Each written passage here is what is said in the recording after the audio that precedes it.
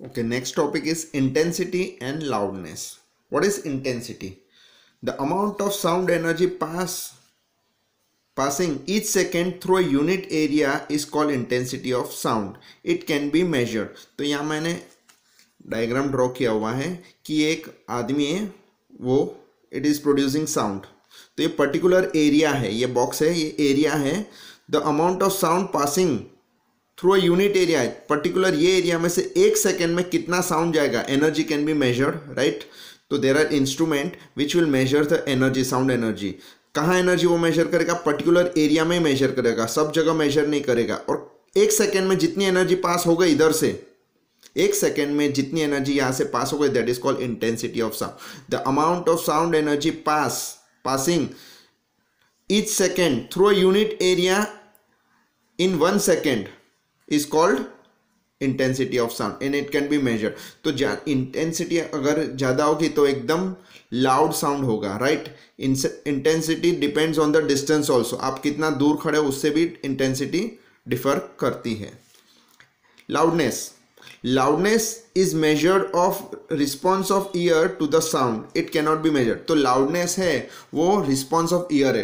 अभी मैं बोल रहा हूँ तो कई बच्चे बोलेंगे कि सर आप ज़्यादा चिल्ला रहे हो, और कई बच्चे बोलेंगे कि सर आप बहुत स्लो बोल रहे हो. मतलब सब स्टूडेंट्स हैं उनके जो ईयर है उनका जो रिस्पॉन्स है वो डिफरेंट है. तो loudness is a response of the ear to the sound के प्रति जो रिस्पॉन्स होता है उसको हम लोग बोलेंगे loudness. It can not be measured.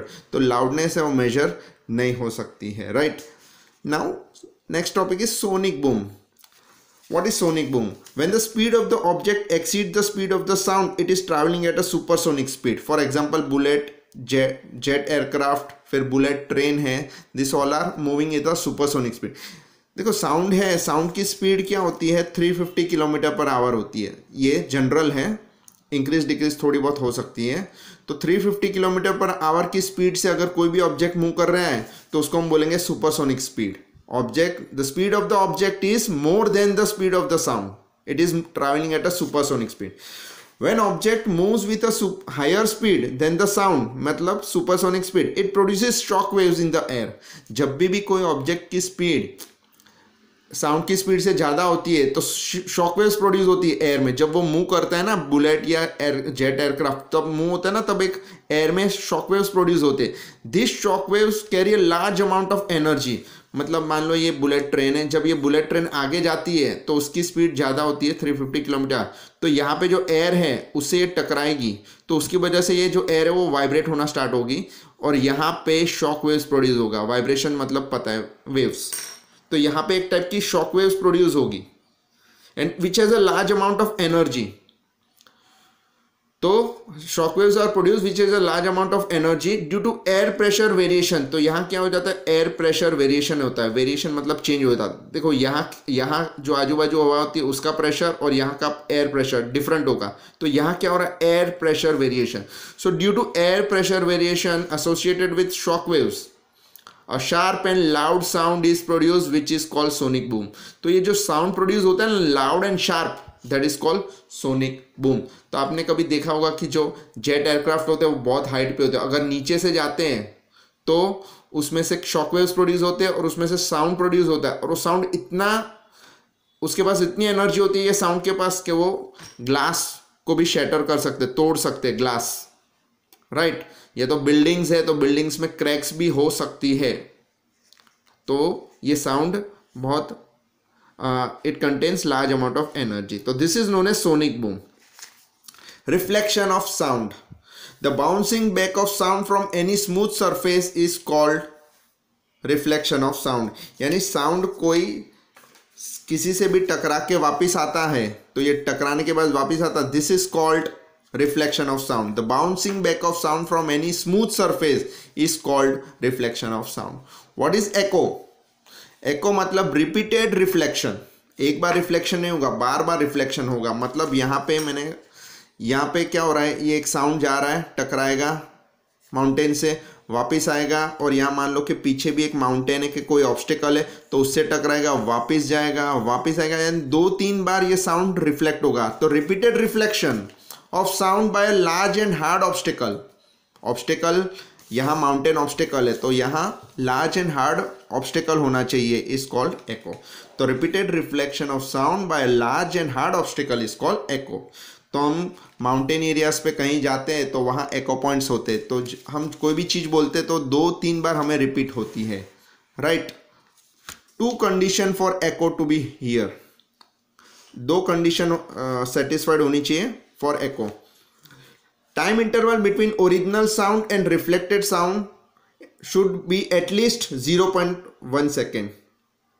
यानी यहाँ पे क्या होता है, ये जो ओरिजिनल साउंड है ये टकराने के बाद ये रिफ्लेक्टेड साउंड है, तो यहाँ देखो 2 साउंड है, original sound and reflected sound. तो ये साउंड यहाँ से यहाँ तक less than 1 should at least reach in 0.1 second, यानी 0.1 सेकेंड में ये ट्रैवल करके यहाँ आ जाना चाहिए। अगर वो उससे पहले आ जाता है तो एको नहीं सुनाई देगा, अगर वो बाद में आता है तो एको सुनाई देता है। The time interval between the original sound and reflected sound should be at least 0.1 second. तो इसका मतलब ये होता है कि साउंड यहाँ से यहाँ एटलीस्ट 0.1 सेकेंड में आ जाना चाहिए। एटलीस्ट का मतलब क्या है कि कम से कम 0.1 सेकेंड में आ जाना चाहिए, यानी 0.1 से पहले आया तो नहीं चलेगा, 0.1 के बाद आना चाहिए। क्यों 0.1 सेकेंड? बिकॉज कोई भी एक साउंड होता है वो हमारे ईयर में कितने सेकंड तक रह सकता है, तो 0.1 सेकेंड। तो ये हमारी सेंसिटिविटी ऑफ द ईयर है 0.1 सेकेंड, इसलिए यहाँ 0.1 सेकेंड लिखा गया है। Minimum distance between the obstacle and source of sound should be 17.2 metre. यहाँ पे सोर्स ऑफ साउंड है, यहाँ से साउंड प्रोड्यूस हो रहा है, ये ऑब्स्टिकल, इसके बीच का जो डिस्टेंस है वो अप्रोक्सीमेट 17.2 मीटर होना चाहिए, तो ही एको सुनाई देगा। नहीं तो इससे ज़्यादा है, बहुत ज़्यादा है या बहुत कम है तो एको सुनाई नहीं देगा। तो distance between obstacle, this is obstacle and the source of sound should be 17.2 metre. Now what is reverberation? तो repeated reflection of sound that result in persistence of sound is called reverberation। देखो यहाँ पे भी reverberation में क्या होता है, hall होता है, तो हॉल बड़ा होता है, तो हॉल में क्या होता है कि एक ही साउंड है ना बार बार सुनाई देता है। ये भी एक टाइप का एको ही हो गया, बट ये हॉल में होता है, हॉल या ऑडिटोरियम होता है उसमें हो सकता है ये। तो परसिस्टेंस ऑफ साउंड यानी एक ही साउंड आपको 2-3 बार सुनाई देता है, उधर ही रहता है, तो उसको बोलते हैं परसिस्टेंस ऑफ साउंड। तो इसको हम बोलेंगे रिवर्बरेशन।